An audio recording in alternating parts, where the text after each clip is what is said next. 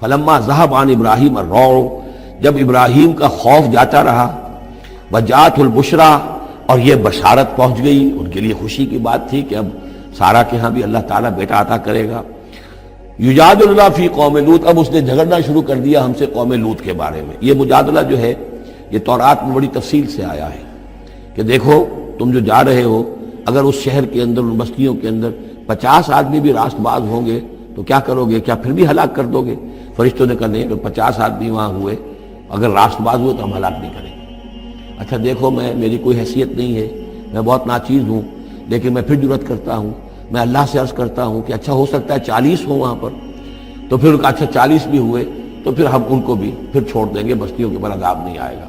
ہوتے ہوتے 5 پہ آ گئے، جس پہ کہ آخر میں کہا گیا کہ اے ابراہیم چھوڑو اب اس بات کو، اب یہ تمہارے رب کا فیصلہ آ چکا۔ وہاں ایک بھی نہیں ہے، تم 5 کی بات کر رہے ہو۔ وہاں تو سوائے حضرت لوط علیہ السلام کے خود اور ان کی 2 بیٹیوں کے اور کوئی بھی نہیں تھا کہ جو ان شہروں میں سے بچا ہو۔ تو یجادلنا فی قوم لوط، اب وہ قوم لوط کے بارے میں ہم سے جھگڑنے لگے، یعنی چونکہ وہ حلیم الطبع تھے، طبیعت میں نرمی تھی، وہی جو حضور کی طبیعت میں بھی تھی، حضرت ابوبکر کی طبیعت میں بھی تھی، اس وجہ سے انہوں نے کہا کہ عذاب سے بچنے کی کوئی شکل ہو سکے۔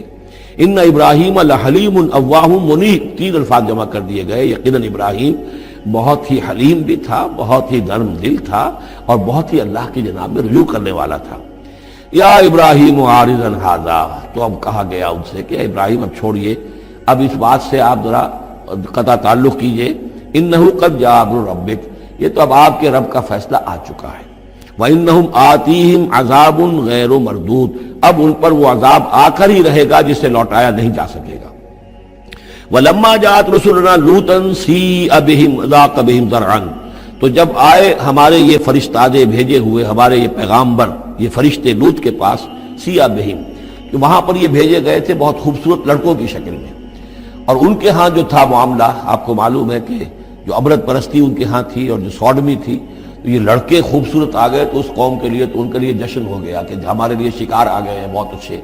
لوط کے ہاں بڑے عمدہ شکار پہنچے ہیں، لہذا وہ سب غول کے غول اب آ رہے ہیں، حضرت لوط علیہ السلام کے گھر پر چڑھائی کر رہے ہیں۔ تو جب ہمارے یہ فرشتادہ، ہمارے یہ جو نوجوان لڑکوں کی شکل میں جن کو بھیجا گیا تھا فرشتوں کو، جب پہنچے حضرت لوط کے پاس سیء بہم، وہ ان کو دیکھ کر بہت غمگین ہوا کہ یہ بڑا میرے لیے وضاق بہم ذرعا، ان کا دل بڑا تنگ ہوا۔ وقال ھذا یوم عصیب، اور انہوں نے کہا میرے لیے بڑا سختی کا دن آ گیا ہے، میرے پاس اتنی طاقت نہیں ہے کہ میں ان بدبختوں کا مقابلہ کر سکوں، اپنے ان مہمانوں کو ان کی دست برد سے میں بچا سکوں۔ اور وہ لوگ جو ہیں جانتے تھے جس قسم کی خبیث ان کی تباہی ہو چکی تھی کہ وہ کسی اپیل اور کسی دلیل سے بعد آنے والے نہیں ہیں، تو اس سے ان کے دل کے اندر جو ہے وہ ایک عجیب کیفیت پیدا ہوئی۔ سیء بہم وضاق بہم ذرعا وقال ھذا یوم عصیب وجاءہ قومہ یہرعون الیہ، اور اب آئی اس کی قوم اس کے پاس والہانہ دوڑتی ہوئی، بڑے خوشی سے ناچتے ہوئے آ رہے ہیں کہ آج تو ہمارے لیے جو ہے وہ بہت ہی عمدہ شکار پہنچ گیا ہے۔ ومن قبل كانوا يعملون السیئات، وہ پہلے ہی سے ان گندے کاموں کے اندر ملوث تھے۔ قال یا قوم هؤلاء بناتی هن اطہر لكم، حضرت لوط نے فرمایا کہ دیکھو میری قوم کے لوگوں، میری بیٹیاں موجود ہیں، وہ تمہارے لیے بہت پاکیزہ ہیں۔ اس کے 2 معنی کیے گئے، ایک تو یہ کہ بیٹیوں سے مراد ہے کہ جو تمہاری بیویاں ہیں وہ میری بیٹیوں کے مانند ہیں۔ نبی جو ہوتا ہے وہ گویا کہ قوم کے لیے والد کی جگہ ہے، جیسے کہ قرآن مجید میں وازواجہ امہاتہم، حضور کی تمام ازواج جو ہیں وہ پوری امت کے لیے ماؤں کے درجے میں ہیں، تو گویا کہ یہ میری بیٹیاں ہیں، اللہ نے تمہارے لیے ان کو پیدا کیا ہے، تمہارے لیے جوڑا بنایا ہے، وہ پاک جو ہے تمہارے لیے راستہ، اپنی شہوت کی کے تقاضے کو پورا کرنے کے لیے صحیح راستہ اس کو چھوڑ کر، اور یہ بھی ہو سکتا ہے کہ انہوں نے اپنی بیٹیوں ہی کو پیش کیا ہو کہ تمہیں اگر کرنا ہی ہے تو نکاح کر لو، میں اپنی بیٹیاں تمہیں نکاح میں دینے کو تیار ہوں، لیکن میرے جو یہ مہمان ہیں ان کے بارے میں مجھے رسوا نہ کرو۔ قال یا قوم هؤلاء بناتی هن اطہر لكم فاتقوا اللہ ولا تخزون فی ضیفی، تو اللہ کا خوف کرو اور دیکھو مجھے میرے مہمانوں کے معاملے میں رسوا مت کرو۔ الیس منکم رجل رشید، کیا تم میں کوئی ایک آدمی بھی شریف اور کوئی ایک آدمی بھی نیک چلن نہیں رہا؟ یعنی کوئی تو تم میں سے ایسا نکل آتا جو میرا ساتھ دیتا، جو میری ہاں میں ہاں ملاتا، تم میں تو معلوم ہوتا کہ کوئی ایک شخص بھی شریف النفس باقی نہیں رہا۔ قالوا لقد علمت ما لنا فی بناتک من حق، انہوں نے کہا کہ اے لوط تمہیں خوب معلوم ہے تمہاری بیٹیوں پر ہمارا کوئی حق نہیں ہے۔ اس سے معلوم ہوتا ہے وہ دوسری ہی بات ہی زیادہ راجح ہے وَإِنَّكَ لَتَعْلَمُ مَا نُرِيدُ، اور تم خوب جانتے ہو جو ہم چاہتے ہیں، یعنی باتیں مت بناؤ، ہماری توجہ جو ہے ادھر ادھر لے جانے کی کوشش نہ کرو، تم جانتے ہو ہم جو چاہتے ہیں، جس کے لیے ہم حاضر ہوئے ہیں، جس کے لیے ہم پہنچے ہیں۔ قَالَ لَوْ أَنَّ لِي بِكُمْ قُوَّةً، انہوں نے کہا کاش کہ میرے پاس تمہارے مقابلے کے لیے کوئی طاقت ہوتی، او آوی الی رکن شدید، یا وہ کوئی قلعہ ایسا ہوتا جس میں مضبوط میں جا کر پناہ لے لیتا اور تم سے اپنے آپ کو اور اپنے مہمانوں کو بچا لیتا۔ یہاں ہے اصل میں حضور صلی اللہ علیہ وسلم کی ایک حدیث میں الفاظ آئے ہیں، یرحم اللہ لوطا لقد کان یاوی الی رکن شدید، اللہ تعالیٰ رحم فرمائے لوط پر، وہ ایک مضبوط قلعے میں تھے، اللہ تعالیٰ کی حفاظت تو انہیں حاصل تھی، لیکن یہ کہ اس وقت جو صورت بن گئی تھی ان کے لیے، جیسے جب جادوگروں نے جو اپنے انچر پھینکے تھے اور وہ بھی بن گئے تھے فرعون کے دربار میں، وہ بھی شکل اختیار کر لی تھی انہوں نے سانپوں کی، تو حضرت موسیٰ پر بھی وقتی طور پر خوف طاری ہو گیا تھا۔ تو بدبنائے طب بشری خوف کا ہو جانا یہ کوئی نبوت کی عصمت کے منافی نہیں ہے۔ تو یہاں پر بھی اللہ تعالیٰ کی حفاظت تھی، اور جیسا کہ آیا فرشتوں نے پھر ذرا سا ایک ہاتھ ہلایا اور سب کے سب اندھے ہو گئے، وہ اس طرح کا معاملہ تفاصیل تورات میں ہے۔ قال لو ان لی بکم، لیکن جو حسرت کی کیفیت تھی اور جس طرح ضیق میں ان کی جان اس وقت آئی تھی، اس کا تصور کیجئے، کاش کہ میرے پاس تمہارے مقابلے کے لیے طاقت ہوتی، او آوی الی رکن شدید، یا کوئی ایسا ہوتا مضبوط مستحکم قلعہ جس میں جا کر میں پناہ لے لیتا۔ قالوا یا لوط انا رسول ربک، ان فرشتوں نے کہا اے لوط گھبرائیں نہیں، ہم آپ کے رب کے پیغامبر ہیں، بھیجے ہوئے ہیں، لن یصلوا الیک، یہ آپ تک پہنچ ہی نہیں پائیں گے، آپ کو کوئی گردن نہیں پہنچا سکیں گے، آپ بالکل اطمینان رکھیں۔ فَأَسْرِ بِأَهْلِكَ بِقِطْعٍ مِنَ اللَّيْلِ، اور بھی رات کا ایک حصہ جو باقی ہے اس میں آپ اپنے اہل کو لے کر، اپنے گھر والوں کو لے کر نکل جائیے اس بستی سے۔ وَلَا يَلْتَفِتْ مِنْكُمْ أَحَدٌ، اور کوئی بھی آپ میں سے پیچھے نہ دیکھے، پیچھے توجہ نہ کرے، پیچھے کی طرف کوئی خیال نہ آئے کہ ہمارے دوست تھے اور ہمارے یہ تھے اور ہمارے عزیز تھے، إِلَّا امْرَأَتَكَ، اور آپ کی بیوی بھی ساتھ نہیں جائے گی، وہ بھی یہیں رہے گی۔ یہ دو بیویاں ہیں جلیل القدر پیغمبروں کی، جن کا ذکر پھر آئے گا بڑی وضاحت کے ساتھ سورہ تحریم میں، ایک حضرت نوح علیہ السلام کی بیوی اور ایک حضرت لوط کی بیوی، کہ یہ اگرچہ کہ کانتا تحت عبدین من عبادنا صالحین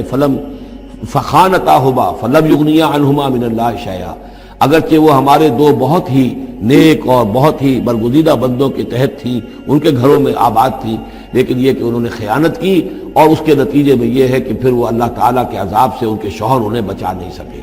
نہ حضرت نوح بچا سکے اپنی اس بیوی کو اور نہ حضرت لوط بچا سکے اپنی اس بیوی کو۔ الا امرأتک، سوائے آپ کی بیوی کے، انہ مصیبھا ما اصابہم، اس کے اوپر تو وہی مصیبت آ کر رہنی ہے جو ان سب پر آنی ہے۔ ان موعدہم الصبح، اور دیکھیے ان کے وعدے کا وقت صبح کا ہے، صبح کو وہ عذاب آ جائے گا۔ الیس الصبح بقریب، کیا صبح قریب نہیں ہے؟ یعنی اب جلدی کیجئے، اب آپ فوری طور پر یہاں سے اپنی بچیوں کو لے کر نکل جائیے۔ فلما جاء امرنا جعلنا عالیہا سافلہا، جب ہمارا حکم آ پہنچا ہم نے اس کے اونچے کو نیچا کر دیا، یعنی کسی بستی کو تلپٹ کیا جائے تو چھت نیچے ہو جائے گی اور جو بنیادیں اوپر آ جائیں گی، عالیہا سافلہا، الٹ کر رکھ دیا بستیوں کو۔ وامطرنا علیہا حجارۃ من سجیل، اور مزید ان کے اوپر ہم نے بارش برسائی کنکروں کی، پتھروں کی، یعنی یہ کہ ایک طرف تو یہ کہ کچھ زلزلہ آیا یا کچھ اور زمین میں دھماکہ ہوا، ایکسپلوژن ہوا جس سے وہ بستیاں الٹ گئیں، اور اس کے بعد یہ ہے کہ آسمان سے پھر بارش ہوئی ہے ان پر سجیل۔ یہ سجیل اصل میں فارسی کا لفظ ہے سنگ گل، سنگ گل یعنی یہ کہ مٹی جو ہے اگر کسی صحرا کے اندر تھوڑی سی پھوار پڑے اور زیادہ تیز بارش نہ ہو تو وہ ہر قطرے کے ساتھ تھوڑی سی مٹی مل کر وہ ایک چھوٹا سا دانہ بنتا ہے،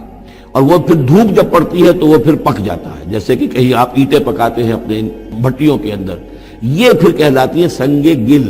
یعنی یہ پتھر تو ہے لیکن یہ پتھر نہیں ہے، یہ مٹی کے بنے ہوئے پتھر ہیں، کنکر ہیں۔ ان کنکروں کی بارش ہوئی جس کے اندر کہ اس کو بالکل دفن کر دیا گیا ان دونوں شہروں کو۔ منضود، تہ برتہ، وہ جو بارش ہو رہی تھی کنکروں کی تہ برتہ،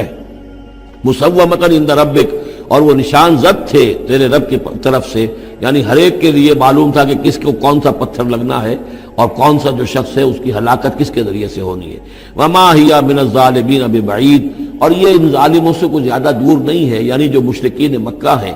جو قریش ہیں اور عرب کے جو مشرک ہیں، ان سے یہ بستیاں کو دور تو نہیں ہیں، اس لیے کہ یہ جب جاتے تھے فلسطین کی طرف اپنے قافلے لے کر تو یہاں سے گزرتے تھے، قوم سمود کا مسکن بھی ان کے راستے میں آتے تھے، قوم مدین کا علاقہ بھی ان کے راستے میں آتا تھا، پھر یہ عمورہ اور صدوم کی بستیوں کے جو ہے یہ بھی کچھ ان کے جو آثار باقی رہ گئے تھے وہ بھی آتے تھے۔ وَلُوطًا، اور ہم نے بھیجا تھا لوط کو، اذ قال لقومہ، جبکہ انہوں نے کہا تھا اپنی قوم سے، اتاتون الفاحشۃ وانتم تبصرون، کیا تم دیکھتے ہوئے فحش کا حرکت کا ارتکاب کرتے ہو؟ یعنی یہ بھی معلوم ہوتا ہے کہ ان کے ہاں یہ مسئلہ اس درجے گندگی کو پہنچ گیا تھا کہ علی الاعلان مجلس کے اندر یہ حرکتیں کرتے تھے۔ اَإِنَّكُمْ لَتَأْتُونَ الرِّجَالَ شَهْوَةً فِي دُونِ النِّسَاءِ، کیا تم مردوں کی طرف کا رخ کرتے ہو شہوت کے ساتھ عورتوں کو چھوڑ کر؟ بل انتم قوم تجہلون، لیکن تم تو واقعات یہ کہ بہت ہی جہالت میں مبتلا ہو چکے ہو۔ فما کان جواب قومہ، تو نہیں تھا اس کی قوم کا جواب، الا ان قالوا، مگر یہ کہ انہوں نے کہا، اخرجوا آل لوط من قریتکم، نکال باہر کرو لوط والوں کو، لوط کے گھر والوں کو اپنے شہر سے، انہم اناس یتطہرون، یہ تو بڑے پاک باز لوگ ہیں، بڑے طہارت اور بڑی پاکیزگی رکھنے والے لوگ ہیں۔ فانجیناہ واہلہ، تو ہم نے نجات دی اس کو اور اس کے گھر والوں کو، الا امرأتہ، سوائے اس کی بیوی کے، قدرناہا من الغابرین، یہ ہم نے مقرر کر دیا تھا کہ وہ پیچھے رہنے والوں میں ہوگی۔ وَأَمْطَرْنَا عَلَيْهِمْ مَطَرًا، اور ہم نے ان پر ایک بارش برسائی، فَسَاءَ مَطَرُ الْمُنذَرِينَ، تو بہت ہی بری بارش تھی وہ کہ جو ان لوگوں پر برسائی گئی کہ جن کو خبردار کر دیا گیا تھا۔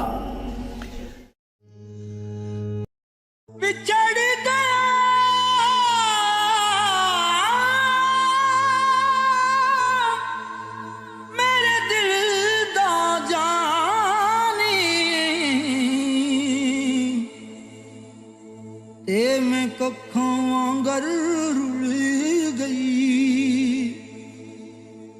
پھلاں نال نازک جندڑی، میری وچ کنڈیاں دے رل گئی، کم سجنا دے مار مکا،